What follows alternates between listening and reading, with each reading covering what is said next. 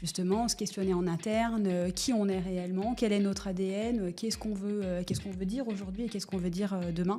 Donc c'était vraiment une phase très importante et on va dire que c'était même un pilier de la réussite de ce rebranding. Ok. Et donc toi, quand t'es arrivé, alors je n'ai pas été moi-même responsable comme marketing, je me dis que arrivant de l'extérieur, tu dois avoir un challenge qui est comment tu te différencies, comment tu te rends visible, parce qu'il y a beaucoup de cabinets qui, j'imagine, disent souvent la même chose, c'est on fait de la compta, on fait du conseil. Et donc, c'est comment tu fais pour justement...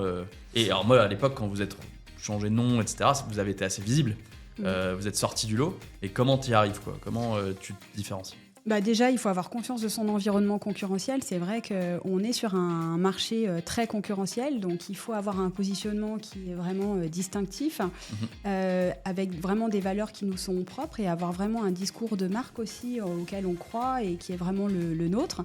Et c'est tout l'enjeu de la stratégie de communication et de ce rebranding, c'est d'avoir un positionnement à nous et d'avoir aujourd'hui une identité qui nous correspond vraiment, d'aller sur des territoires d'expression qui sont les nôtres et d'avoir vraiment des offres de marque qui sont claires,